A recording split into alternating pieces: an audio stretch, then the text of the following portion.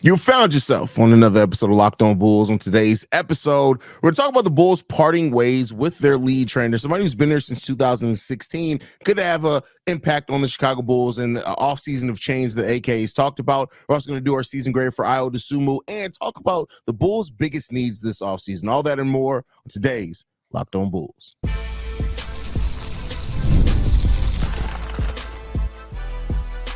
You are Locked On Bulls, your daily Chicago Bulls podcast. Part of the Locked On Podcast Network, your team every day. Thank you for tuning in to another episode of Locked On Bulls, member of the Locked On Podcast Network, where it's your team every single day. That's Pat, the designer, host, and creator of the Windy City Breeze, and host of the Chicago Bears podcast over at ESPN 1000. I'm Haize, host and creator of Chicago Bulls Central and Chicago Bears Central YouTube pages and podcasts. And today's episode is brought to you by FanDuel. Make every moment more. Right now, new customers get $150 in bonus bets guaranteed. That's $150, win or lose. Visit FanDuel.com/locked on to get started.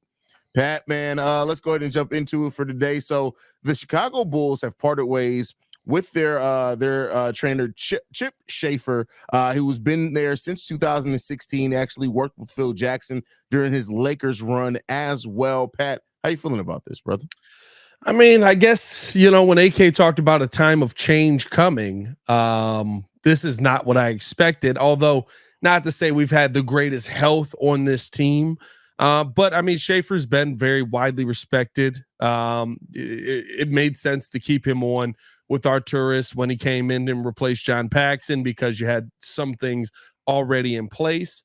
But listen, I guess if we want to say that he's done his job well, and I know the trainer's not what it ends up is the end all be all for injuries and things like that, but he is the guy that helps put workout plans in place for guys to get stronger, for guys to get better, and you want to see them stay healthy while they're going through a lot of those things. We've had guys who have been injured lifting weights. Torrey Craig went through an injury lifting weights, right? And so the fact that the Bulls have been, hit with a rash of injuries as they have over the AK era, I mean, I can't sit here and tell you that there's not a reason to move on from him or part ways, I should say, from him. I don't know if this was a him saying, I'm getting the heck up out of here, or if this was the Bulls saying, hey, we're going to part ways here, which is basically always right. The separating from right. Like, we're not firing you. We just go in our separate directions. It's like the she didn't break up with me, but we kind of broke up. It's like, no, she broke up with you, dog. It's okay to say that. But I think, even when you look back at it, he's been here since 2016. The injuries that the Bulls have dealt with throughout that time have been heavy. So I can understand why you might need to go in a different direction. I know there's some people that are saying, that doesn't make a difference. Why would that make a difference? Well, it does make a difference when you see some organizations that have different training staffs that don't deal with these type of injuries. I remember the Phoenix Suns were heralded for the style of training staff that they had over there because they just didn't have guys get injured and they were playing at the highest pace in the NBA. And this was early 2000s, right? And a lot of things have changed since then, but training staffs do matter, and especially with training regimens that are put in place. And so I would like to see a staff put in place or somebody be the head of a staff put in place that kind of understands the injuries that the players have and how the best way to go about it is. I don't know if Chip Schaefer was out there just putting guys in bad positions left and right, and I'm not saying that. But Jeff Tanaka, I believe, was a head on his staff, and that says a lot. Yeah, I mean, and I know a lot of people are going to hear this and say, knock out there while somebody's bleeding out on the court and say, well, the Bulls have had so many injuries. Clearly it's the trainers. It's not. Like, the trainer's job is really interesting. You can't really blame the type of injuries that the Bulls have had on the trainer. But I appreciate change for what it is, right? But I don't know if this is, for all we know, Chip could have wanted out of there. Maybe he could have wanted to go something different. I don't know how many people got out of here. Like, I still think Chris Fleming wanted out was probably like, listen, I'm trying to be a head coach at some point, man. I don't know if the Bulls are going to help me succeed in being able to do that. So, it comes down to, listen, if you change the trainer, cool. Like, maybe these guys do. Sometimes you just need new eyes on things. That's all it is. I mean, sometimes new eyes help. I don't know if we could absolve him of everything, right? Like, You yes, can't the Bulls, yeah.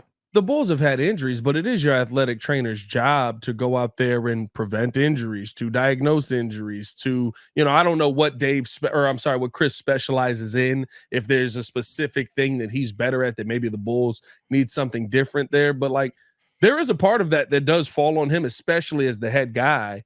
And we've seen a lot of guys who it's been like, they've been told that the injury can't get worse, and then we don't see him on the court again. But see, that's the thing. And what you just said there, I love that because teams trainers don't diagnose. They can do MRIs, they can request MRIs, but teams trainers do not diagnose. It has to be an independent doctor that diagnoses that. So even hearing the times that Bulls players have been told, hey, something couldn't get worse or things like that, that's in you always have an outside doctor involved in that as well too. I'm not saying that they don't have a say. I'm not saying completely absolve them from it either. But at the same time, it's like, it's such a layered thing to diagnose an injury in sports or to even come out with a training plan. For example, the Bulls trainers have had nothing to do with Lonzo's recovery. They're being informed by his outside, and then they try to support that and keep that going when he comes back to Chicago. So, like I said, regardless of whose blame it is or not, sometimes you just need new eyes and new situations, a new outlook, a new methodology on things. Sometimes a new game plan. Yeah, sometimes whether it's I know some of these guys are rehabbing on their own and they're going with their own people and stuff like that. But listen, something is, the Bulls' injuries aren't normal. You know what I mean? Like the Bulls are dealing with injuries at a level that it's like, like every time somebody comes back, they go back down. There's got to be something in place as far as recovery. There's got to be something in place as far as a game plan to keep guys on track, as far as, okay, and I guess now with Lonzo, right, he hasn't been a part of any of this for a while, but like guys in the building, like lifting weights and getting hurt, like it shouldn't be a thing with a trainer. You know what I mean? Like Torrey Craig hurt he hurt his knee lifting weights.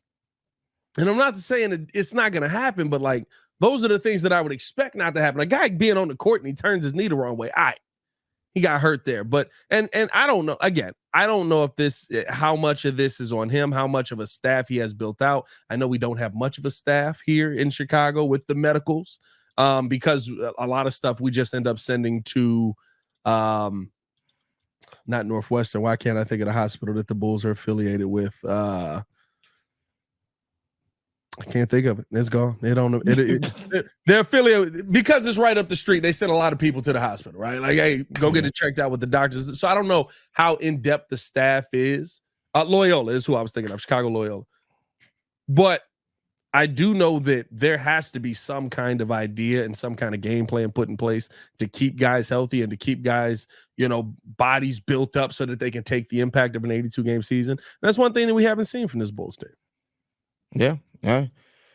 We'll see what happens there, man. Let me ask you this, Pat. So I know we've talked about how difficult it is going to be to make serious change to this roster. It's possible, but it's going to take AK to come in there and be focused. These changes right now, because you can't change the roster right now, but these changes between the coaching staff, which you still have 2 spots open on Billy Donovan's staff, the lead assistant hasn't officially been decided yet. Changes like this to the trainers, staff, things like that.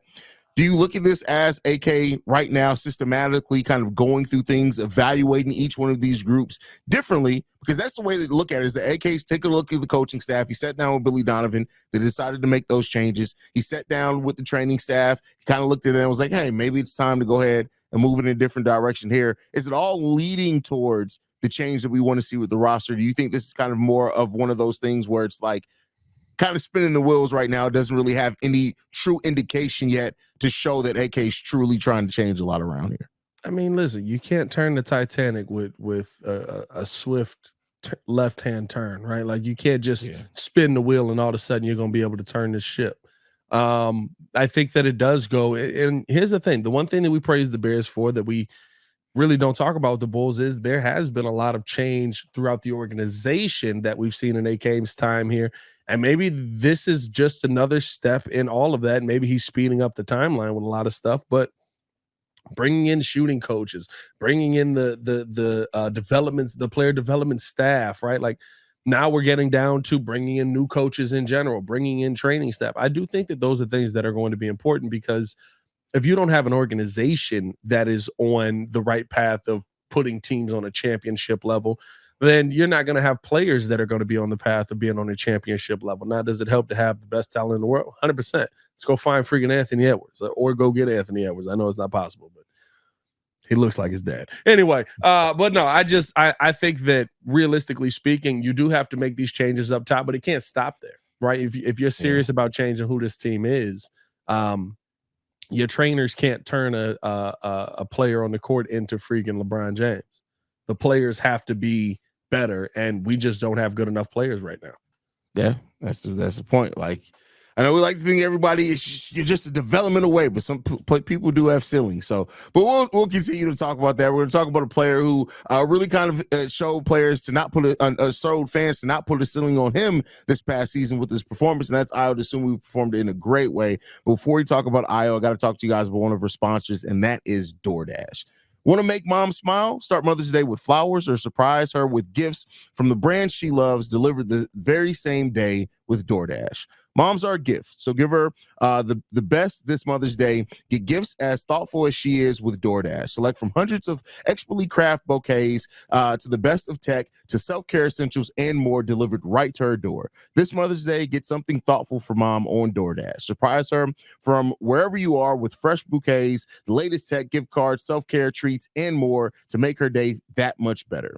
Shop with savings that would make her proud with the Dash Pass membership. You'll save with a zero delivery fee and reduced service fees on eligible orders from DoorDash merchants that meet minimum subtotals. Other fees, including service fee, apply. Terms do apply.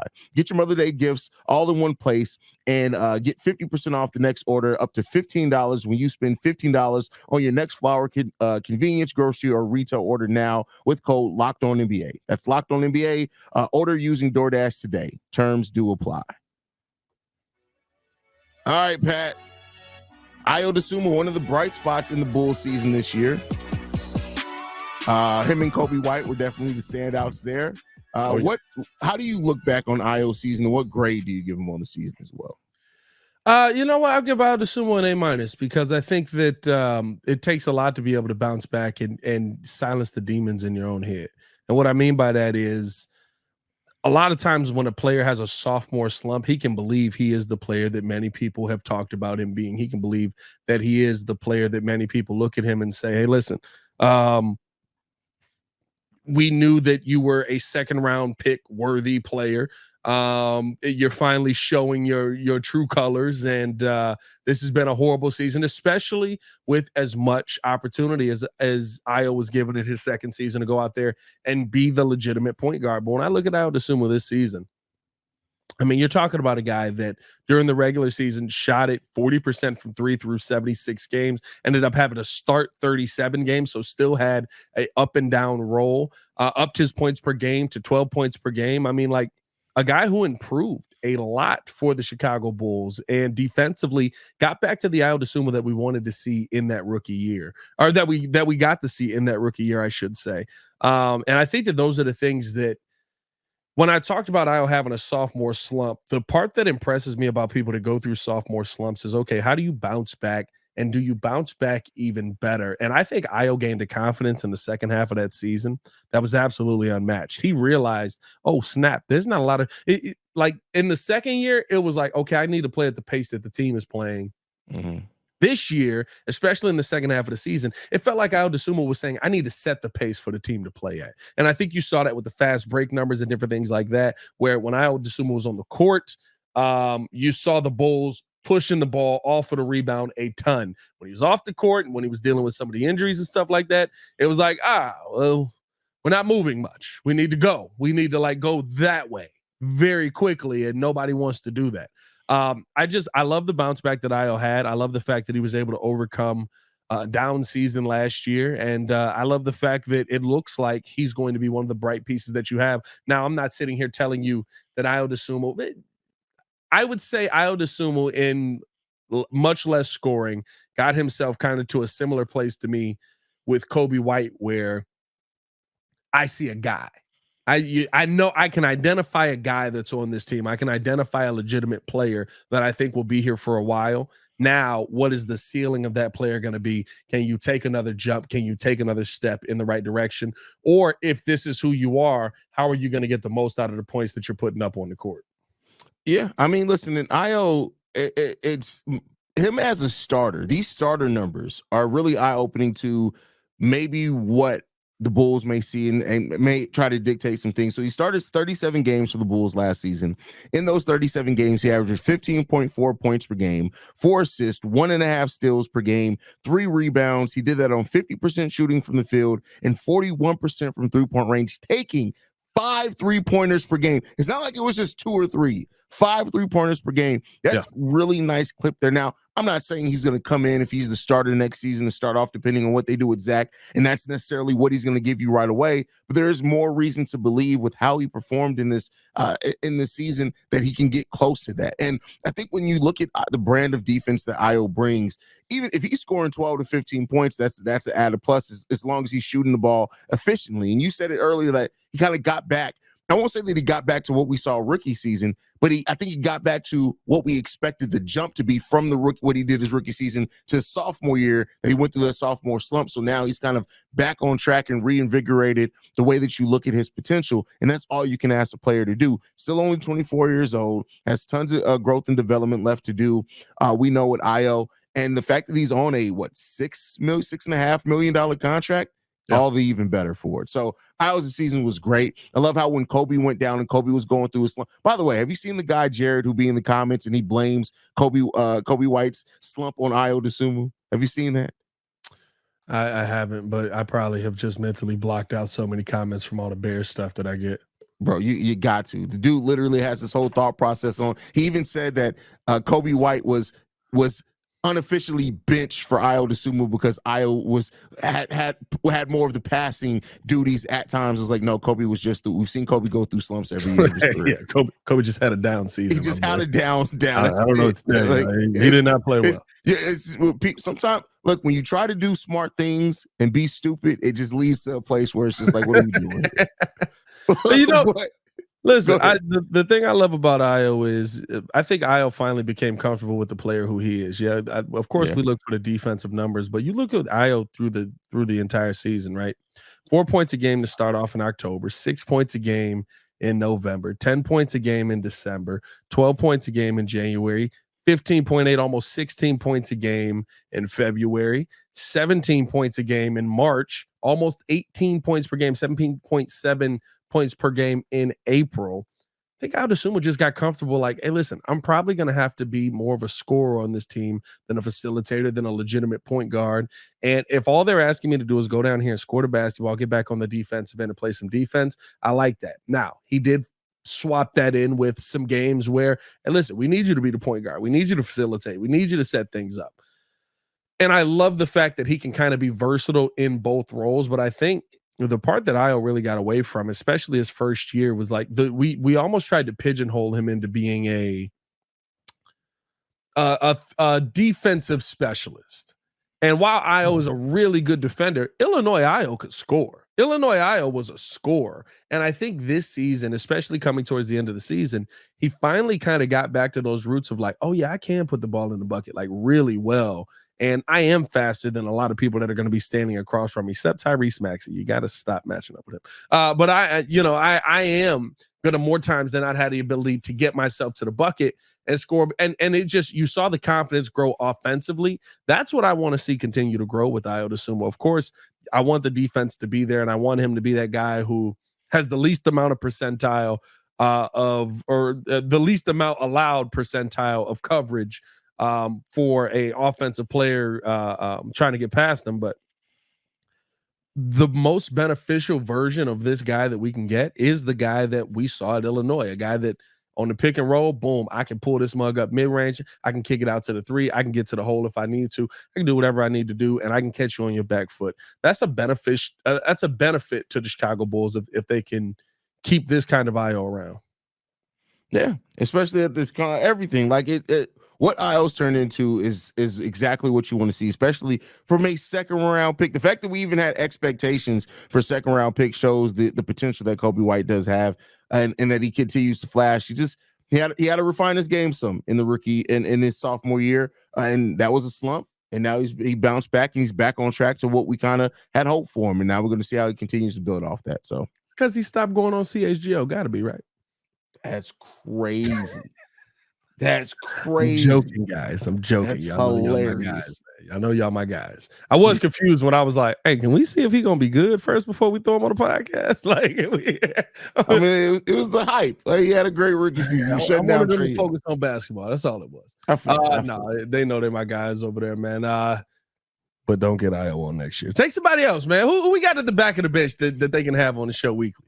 Leroy. Take Leroy. Hey, he's not doing nothing else, bro. Matter of fact, just tell him instead of coming to games, don't even worry about it. Just go over there to CHGO, go holler at them. Let them live call the game with Leroy.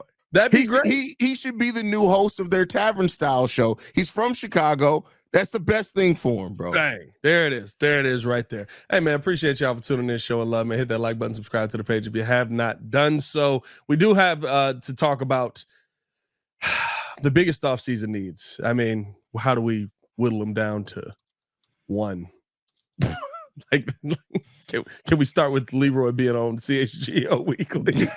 That's an offseason need for me at this point. But it's playoff time in the NBA and NHL. Baseball is in full swing. My God, the White Sox have won a series and then lost to the Twins. And FanDuel is your place to bet on every single game. Right now, new customers get $150 in bonus bets guaranteed. That's $150 win or lose. Bet on everything from slap shots to home runs to slam dunks, all on the app that is safe, secure. Oh, excuse me, I burped. And easy to use. What are you waiting for? Visit FanDuel.com/locked-on and make your first bet an automatic win. FanDuel, America's #1 sportsbook.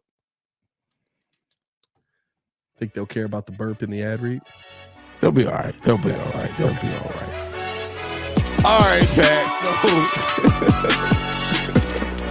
the Bulls' biggest needs this offseason, bro. Like, I talked a little bit about this over on Central, and I think this is a good conversation for me and you to have here together, because ultimately, here's the thing.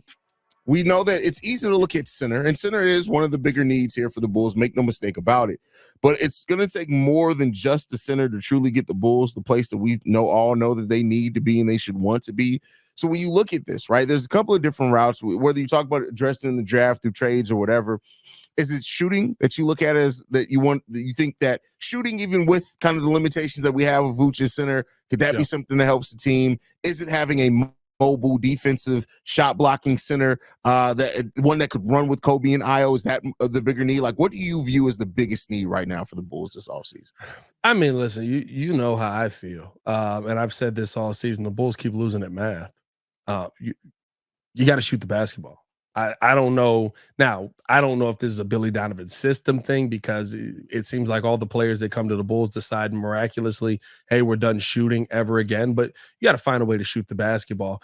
And I think it does go a little bit deeper than just the philosophy. I think it goes on the players that Billy Donovan and, for the most part, the Bulls feel like they can rely on. They all kind of have that same MO, right? Like they all have that same, this guy's shooting the ball from mid-range. He's attacking the bucket. I mean, if you want to go Vooch, if you want to go DeMar, if you want to go Zach LaVine when he was in there, right? The three-point shooters on this team were the other guys to this point. Now we see Kobe White becoming more of a three-point threat and being more of a main focal piece. All right, that's one. So you got one guy on this lineup that legitimately looks to get three balls up. You got to start adding more than that. And I think that's why when I look at this free agent list of guys that are out there, I literally just go, who are the guys that are going to shoot the basketball? You need a guy who his mindset is just put the ball in the air the second I touch it. Because I think that changes the philosophy of this team. And yeah, I know you don't want guys taking bad shots, but that's on Billy to find them open looks for them to knock down. Like, whether you go through the draft, whether you go through free agency, whether you go via trade, you're losing nights versus bad teams because they have a hot night from three-point land. That should never be the case. Well, see, but the problem is, and I get it, like the thing, I understand what you're getting at with 3-point shooting, but I would kind of be bigger sticking if some of the best teams, some of the teams we're seeing in the playoffs aren't the best 3-point shooting teams. They just defend. Like, it's a combination of the Bulls not only not shooting the ball well, they don't defend the 3-ball well either. It's that combination. If you're not going to be a volume 3-point shooting team, it's shown that you can still be successful in the league without doing that, but you got to defend it better. And it's the duality of doing both those things that just completely shoots the Bulls in their foot. You can't not shoot threes and then not be able to guard the 3-point shot either. What are we doing here? Yeah, no, facts. And I think that does play into it as well. But even I think the thing is, right, like Denver's not a big 3-point shooting team, but then you look at the team and you go, oh, but every one of these guys can knock down threes. You know what I mean? I think that's a difference too, right? Where it doesn't have to be your focal point, but you do have to have an ability to do it. And that's the one thing that we just see continually, where it's not only that the Bulls don't take them, it's that the Bulls, for the most part, when you look through this team, can't take them. Right? Like you look like Vooch is putting up 7 of them a game, and you're just like, what the heck is going on here? He's shooting 31%. Put 4 up. But I mean, we've seen, let's not per game he put 4 up. Let's not act like we ain't seen games where Vooch put up 7 of them mugs. Oh, I'm sure that's happened for sure. Like, you know, Vooch every once in a while got to be reminded that he's not a guard. It's like, I don't know what be happening, but I think the biggest thing for me is just you have to get out of this. We have to get out of this era of basketball that is not the modern era, and you're too slow. Your offensive pace of play is too slow. Your offensive spots where you're looking to attack from are the mid-range and in the paint, although you drive the paint as one of the least teams in the NBA. You shoot the least amount of three-pointer, or not the least amount, mid from the three-point range in the NBA. I mean, like, you're still bottom. They're bottom 5 in the league as far as three-point. What are you trying to do here? What's your game plan for success? Not attack the paint, not shoot the three, be in the middle of the pack in the mid-range, and also we're not going to defend anything. That's one of the things that is so glaring, is that the Bulls have had a top 10 defense the first 3 years under Billy Donovan, even despite their losing. Top 3 to 12. I think the lowest they fell is 12. The Bulls are bottom 10th of the league as far as defense this year, if I'm not mistaken. Like, where's that fall off was drastic. We're talking about, we've had years where we lost Alex Caruso and Lonzo Ball and didn't have defenders to come in there. We had Alex Caruso for the majority of the season basically this year, right? Like, the Bulls' defensive fall off is wild this season. Well, and the problem is that leads to a lot of that is, right, and even how the Bulls get here is because in the clutch they were the best defense in the NBA, at 97.2 with a defensive rating in the clutch. But leading up to that, they had, especially in the third quarters of games, one of the worst defenses. So it's like, like you have these things where, like, I can look at this defensive metric, this defensive metric, this defensive metric, and say, you're good. Then I can look at these 4 and say, well, you got to be good there, because if you're not good there, you lose every single game this season because you were so bad over there. And keep in mind, 44 clutch games this season. 44, bro. That's crazy. I don't think we've really kind of put in the fact that over half your season, and clutch is described as what last 5 minutes of the game. Last 5 minutes, and the space between the teams are 5 points or less. So for over half your season, you are coming down the stretch, 2 buckets to determine your game. Yep. This is it, bro. That's crazy. And that's my thing. You're the same team. We've been the same team for 4 years. This has been who the Bulls are. And the problem is that there's been no willingness to try and add on to the clutch one way, or not the clutch, to add on to the team one way or the other. Heck, if you improve your defensive rating to a point where 115 offensive rating is enough to get you more wins because your defensive rating is a 110, boom, guess what? You're winning games. You're a defensive juggernaut. You find ways to win games. Am I happy with the offense? No, but at least you got a 110 offensive rating.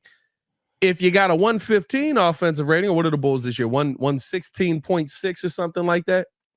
If that's your offensive rating, or your defensive rating, I should say, but your offensive rating is 120.6, Again, we're having a different conversation. The problem is that the Bulls have been this same team that is a one bucket difference team for 3 years. And so for me, your biggest offseason need, it's not just the ability to change your game plan and have options to shoot threes. And yes, there are teams in the playoffs that don't take a ton of them, but it's the ability to have guys on your team that I know, we're in the clutch. We got a problem here. We're in a very close game. Kick it out to him. He's going to knock down a three ball. I don't think we have those players.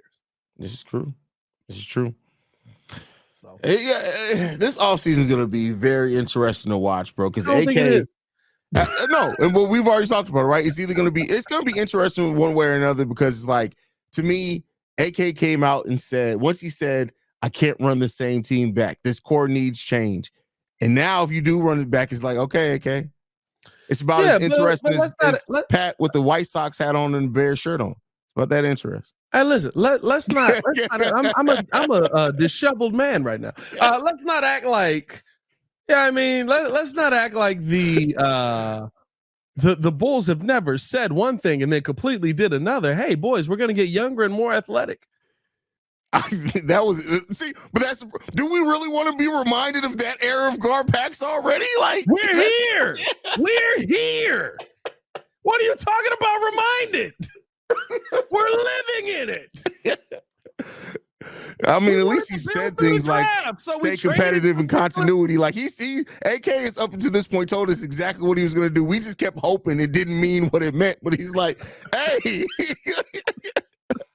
Hey, I don't know. What'd you say before we started this? We want to build through the draft and build a young team that's going to take over the Eastern. And that following February, he literally is like, "Oh yeah, forget all that. We finna trade first round picks for Nicholas. Everybody, first round picks. Wendell Carter. I'm fine with trading Wendell Carter. Yeah, Wendell Carter's not the one that I miss in all the players that we traded. Bro, we was cracking up too. Me and my boy Jay Garth was sitting there looking through it. We was like, what player except Franz Wagner would AK have drafted in this draft if we actually had our pick? You know, we talked about how we're going to start off our discussion about AK and how we got here. We need to take a look at all the draft picks that AK sent out and what players those turned into. Oh, that would be good. Although I don't know if they've all. I think Franz is the only one that's like. I think one of them. Wait, wasn't Anthony Black technically our draft pick as well? Maybe, I'm mistaken on that. Maybe, but I also don't feel that bad about Anthony Black being one of our draft picks. But I think I may be mistaken, but isn't part of the Lowry trade the pick that ended up getting sent to Sacramento that I think it turned into Davion Mitchell that year? We have to I'm not that mad about, but I may be wrong on that. We got to do some more research on that. But I do think that there's I think most of the players are fine. Yeah, I mean, this ain't a Cleveland Browns situation, but Joel broke that down on the breeze today. Dog, the Browns, the trade they made for oh my God, for Deshaun Watson, bro. But that's how we're gonna look back. That's how we're gonna look back for the Bears with the Carolina Panthers picks as well. You dang right. That's what I'm. Because we've already turned those picks into Caleb Williams, Tyreek Stevenson, Montez Sweat. Like we've DJ Moore. Not even the pick. Yeah, just the picks. Yeah, Montez Sweat. I mean, we got that. We haven't even used one of the second round picks. The second round is next year. Yeah, so we're not even done on that yet. That's crazy. Oh man, any last thoughts, Pat, before we get up out of here, man? No, just please. Welcome to Locked On. We're tired. Where it's your team every day. Follow us on everything at Locked On Bulls. You can follow me on everything at Pat the Designer. Help us. You guys can follow me at CEO Haize. We want to thank you guys for tuning in to yet another episode of Locked On Bulls. We are free and available on every podcasting app and platform of your choice, as well as YouTube and the Odyssey app. For Pat the Designer, I'm Haize. It's Locked On Bulls, y'all. Peace.